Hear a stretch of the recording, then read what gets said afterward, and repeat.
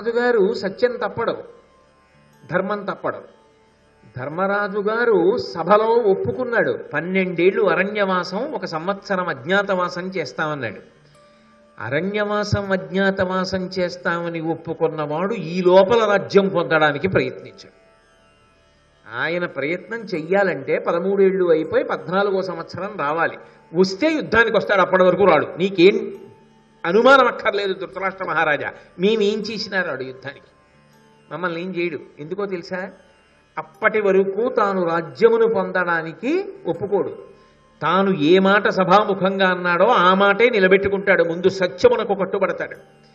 అంటే శకునికి కాదు, ధృతరాష్ట్రుడికి కాదు, దుర్యోధనుడికి కాదు, కర్ణుడికి కాదు, దుశ్శాసనుడికి కాదు, వీళ్ళందరికీ పాండవుల యొక్క సత్యధర్మముల గురించి తెలుసా తెలియదా అంటే స్పష్టంగా తెలుసు. ఇన్ని తెలిసి ఉండి దేనికి ఎడుతున్నారు వాళ్ళ దగ్గరికి? వాళ్ళని అవమానించడానికి. ఇప్పుడు పాండవులన అవమానిస్తున్నది సత్యధర్మములన? సత్యధర్మములను. మరి వాటి జోలికి వెళ్ళినప్పుడు ఎవరు జోక్యం చేసుకుంటాడు? భగవంతుడు జోక్యం చేసుకుంటాడు. భగవంతుడు జోక్యం చేసుకున్న తర్వాత వీళ్ళ కాపట్యం నిలబడుతుందా రక్షించుకోవడానికి? అప్పుడు వీళ్ళ ప్రజ్ఞ చాలదు. ఎంత టక్కరితనంతో మాట్లాడుతున్నాడో చూడండి. ప్రతిజ్ఞాలపితుండు ధర్మజుడు సత్యము తప్పునే తమ్ములేల తచ్చీలమతిక్రమింతురు.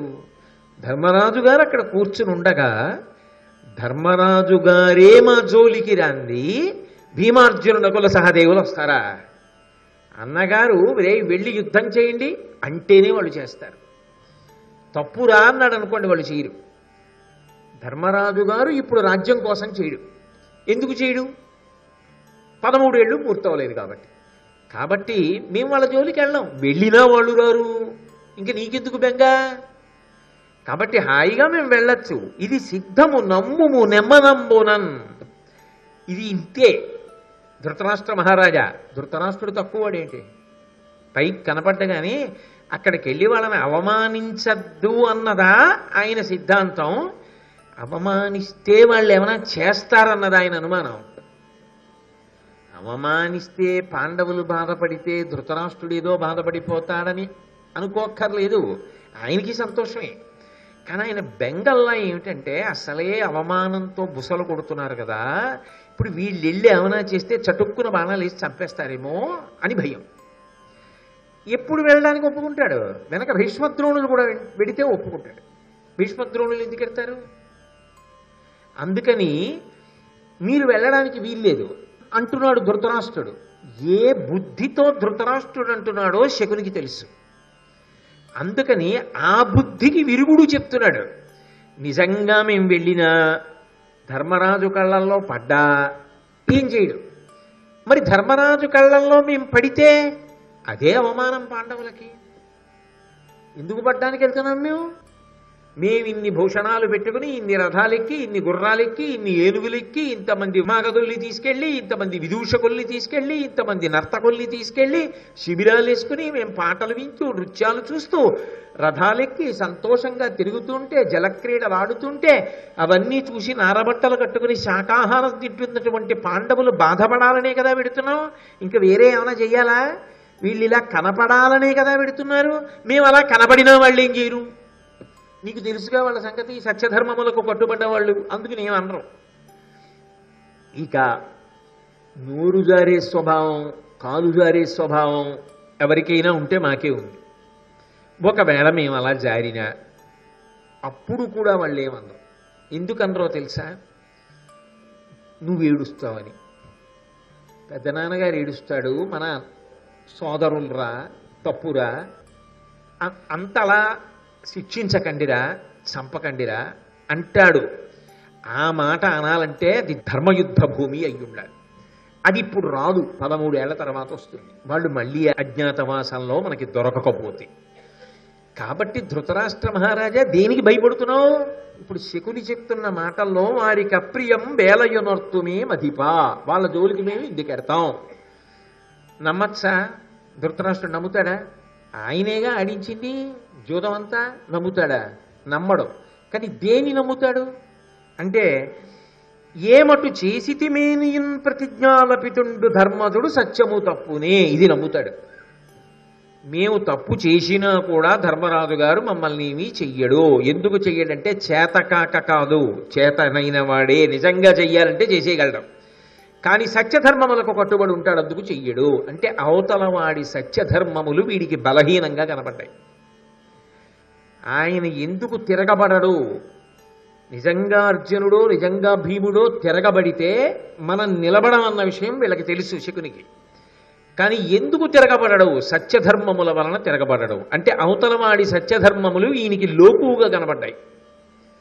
అలా కనపడితే ఎవరు జోక్యం చేసుకోవాలి? భగవంతుడు జోక్యం చేసుకుంటాడు. వీళ్ళు చేసేది కనపడుతుంది, భగవంతుడు చేసేది కనపడదు. కనపడకుండా ఫలితం ఇస్తాడు. భగవంతుడికి ఉన్న గొప్పతనం ఏమిటో తెలుసా? ఎదురుగుండా వచ్చి, ఏమయ్యా నువ్వు ఆ తప్పు చేశావు కదా, మరి నీకు ఆ తప్పుకి మేము ఫలితం ఇవ్వాలి కదా, అందుకని నేను నీకు ఈ ఫలితాన్ని ఇస్తున్నానని చెప్పి ఇవ్వడు, ఏదైనా వెనక నుండి ఇస్తాడు. కాబట్టి ఈశ్వర జోక్యము కనపడదు. ఈశ్వర జోక్యం ఎప్పుడు కనపడుతుంది? ఫలితం వచ్చాక కనపడుతుంది. ఎందుకు కనపడుతుంది? ఎందుకురా ఇలా అయిపోయాం అని బాధ వస్తే చేసిన పాపం కట్టి కుడిపుతోందని అప్పుడు గుర్తొస్తుంది, అప్పుడు వాడు జ్ఞాపకానికి వస్తాడు. అదే జరుగుతుంది కథలో అనడానికి సంకేతం. ఈ ఒక్క పద్యాన్ని అడ్డుపెట్టి ఆలోచించినప్పుడు ఇలా బ్రతకకూడదు మనిషి, ఇది బ్రతకవలసిన విధానం కాదు, అలా ఉండవద్దు. ఇంత పవిత్రమైన వస్తువులను అడ్డుపెట్టుకుని స్వార్థాన్ని నిలుపుకునేటటువంటి ప్రయత్నం కానీ, లేదా అవతల వారి సత్యధర్మములు చేతకానితనముగా భావించి అవమానించే ప్రయత్నములు కానీ చేయకూడదు అన్నది ఈ పద్యం యొక్క సారాంశం. ఇన్నీ విని ధృతరాష్ట్రుడు అన్నాడు, అలా అంటావా?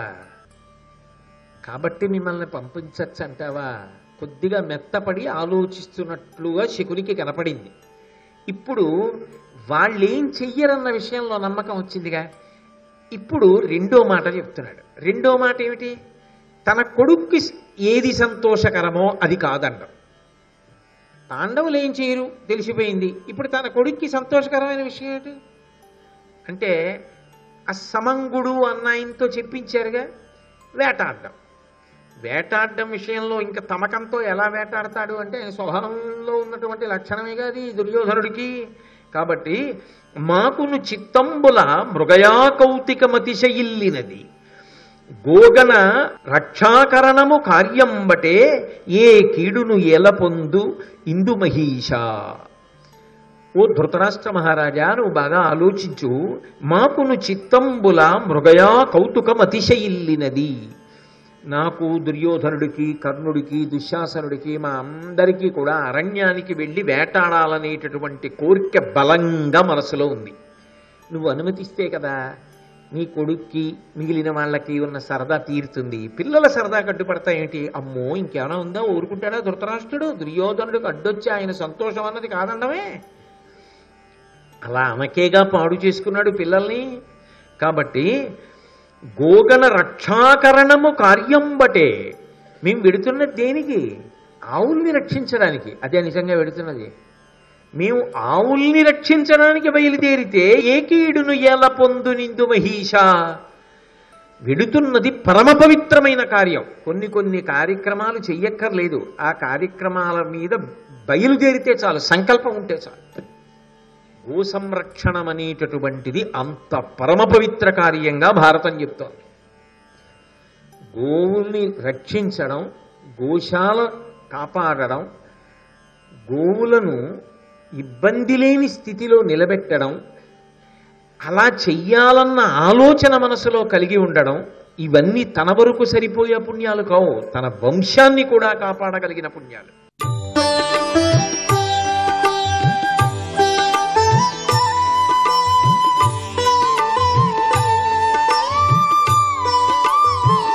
సర్వం శ్రీ ఉమామహేశ్వర పరబ్రహ్మార్పణమస్తు.